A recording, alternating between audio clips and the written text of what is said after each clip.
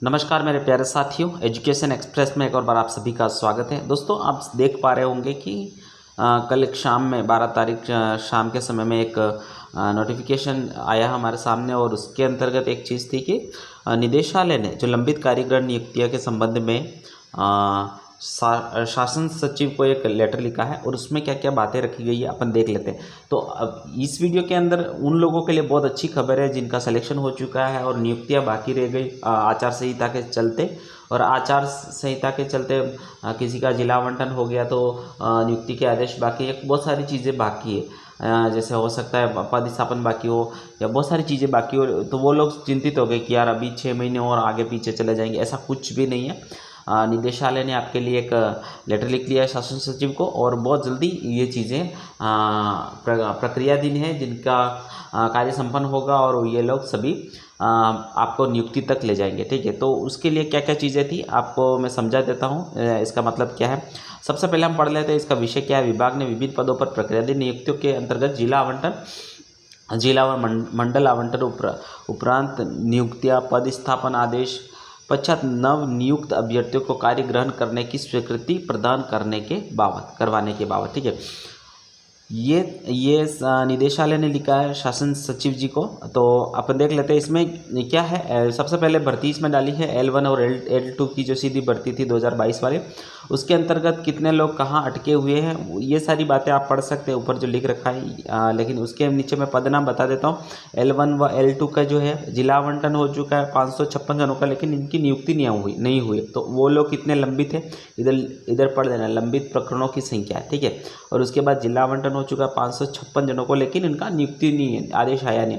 और जिला परिषद द्वारा नियुक्ति के आदेश आ चुके हैं 3657 जनों को, लेकिन उनका अभी तक नियुक्ति हुई नहीं। पंचायत समिति द्वारा पद स्थापन आदेश 1554 जनों पे और कार्य ग्रहण के आदेश भी आ चुके हैं 3028 लड़कों को, लेकिन अभी तक इनका हुआ नहीं, ये बाकी हैं। तो इसीलिए अभी क्या है कि ये जो लेटर लिखा है इसके तहत शासन सचिव की एक्शन लेंगे और वो इस प्रक्रियाधीन कार्य को आगे करवाएंगे। ठीक है, तो आपको टेंशन लेने की बिल्कुल ज़रूरत नहीं है।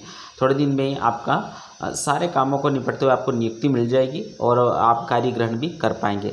ठीक है, आगे और भी चीज़ें जैसे लेक्चरर की स्कूल लेक्चरर की भर्ती थी, उसके अंतर्गत जो भी चीज़ें बाकी रह गई उनके बारे में भी बताया गया है। और कुछ 7 कार्मिक हैं मेरे ख्याल से, या पढ़ लीजिए इसको। माननीय न्यायालय जोधपुर दायर स्पेशल अपील जगदीश कुमार चौधरी वाला, ये जो कॉलेज लेक्चरर 2018 का मामला है द्वारा 7 जनों के जो पद स्थापन है तो काउंसलिंग शासन प्रदत्त द्वारा दिशा निर्देश के अनुसार आयोजित की जा चुकी है। तो कॉलेज लेक्चरर 2018 के लिए भी इसमें आदेश है। अभी आचार संहिता लगी तो आपको टेंशन लेने की ज़रूरत है नहीं। ये जो स्कूल लेक्चरर की और ये जो हमारे जो फर्स्ट ग्रेड की जो वैकेंसी थी उसके लिए भी है। फर्स्ट ग्रेड की 6000 थी नियुक्ति की संपन्न पदों की संख्या। तो इसमें आपको बताया 16 विषय के स्टूडेंट हैं लगभग। ठीक है, और 2022 लगभग संख्या है उनकी नियुक्ति संपन्न पदों की संख्या। ठीक है, 2022 जो बच्चे हैं और 16 विषय हैं लगभग। और RPSC से प्राप्त अभिस्थापना 1691 लोग हैं जो इतिहास एवं भूगोल के हैं। और काउंसलिंग प्रक्रिया के जिनकी संपन्न हो चुकी है उसके बाद का प्रोसेस बाकी वो 802 जन इतिहास के जो काउंसलिंग हो चुकी है, लेकिन आगे का प्रोसेस बाकी है। तो उनको चिंतित हो रहे हैं कि भाई हमारा क्या होने वाला है, तो उनको टेंशन लेने की बिल्कुल ज़रूरत नहीं। और काउंसलिंग प्रक्रिया जिसकी बाकी है वो भूगोल वाले बाकी है, तो भूगोल वालों को भी टेंशन लेने की ज़रूरत है नहीं।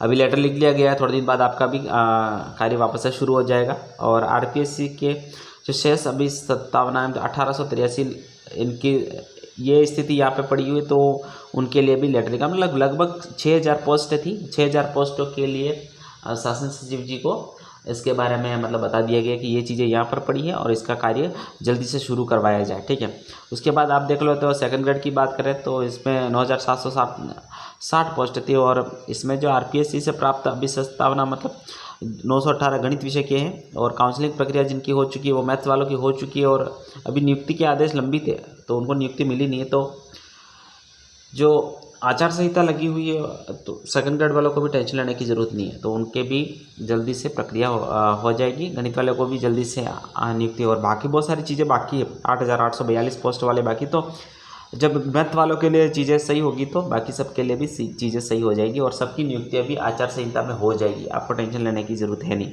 ठीक है। पीटीआई भर्ती है 5,546 थी, उसमें जो 4396 लोगों के बारे में अभी सत्तावना मिली है, जिसमें जिला आवंटन हो चुका है 4316 जनक, लेकिन अभी तक कार्य ग्रहण किया नहीं है इन लोगों ने, इसलिए इन लोगों को भी पीटीआई वालों को भी टेंशन लेने की ज़रूरत नहीं। आपके लिए भी लेटर लिख लिया गया है, और बहुत जल्दी आपके भी जो काम बाकी है उसके लिए आपको कार्य ग्रहण करने तक का, देखो यहाँ नीचे एक लाइन लिख रखी है, देखो आप पढ़िए। उपरोक्त सारणी में कॉलम 7 संख्या 7 में उल्लेखनीय 784 के नियुक्ति आदेश लंबित होने के कारण उनके खेल व प्रशैक्षणिक प्रमाण पत्रों के भौतिक सत्यापन की कार्यवाही प्रक्रियाधीन होना, और जिनके सत्यापन उपरांत नियुक्ति के आदेश जारी करने और कार्य ग्रहण करवाए जाने हेतु प्रभावी आचार संहिता के कारण शासकीय स्वीकृति अपेक्षित है। तो ये चीज़ें लिखी गई है, तो इनको क्या कार्य ग्रहण करवाने की जो स्वीकृति मांग रहे हैं वो अपेक्षित है और उनको करना चाहिए, ऐसे करके निदेशालय ने लिखा है। बेसिक कंप्यूटर की सीधी भर्ती 2022 वाली, उसके अंतर्गत भी स्टूडेंट्स हैं, ये चीज़ें आप पढ़ लेना। जितने भी स्टूडेंट जिनका भी कार्य ग्रहण तक काम बाकी है उनका भी कार्य ग्रहण हो जाएगा, और अंग्रेजी माध्यम वाले जो जीजीएस वाले हैं उनके भी सीधी भर्ती जो 2023 वाली थी, लगभग ये चीज़ें यहाँ पे पड़ी। अंतिम रूप से चयनित अभ्यर्थियों की संख्या 4880 है, और नियुक्ति के आदेश 3272 के आ चुके हैं। कार्य लंबित 129 जनों का ही है। ये चीज़ें जहाँ पड़ी थी वहाँ से उठाई है, जैसे जहाँ हाल पड़ा वो बताया है निदेशालय ने शासन सचिव जी को, तो बहुत जल्दी ये काम भी पूरा किया जाएगा।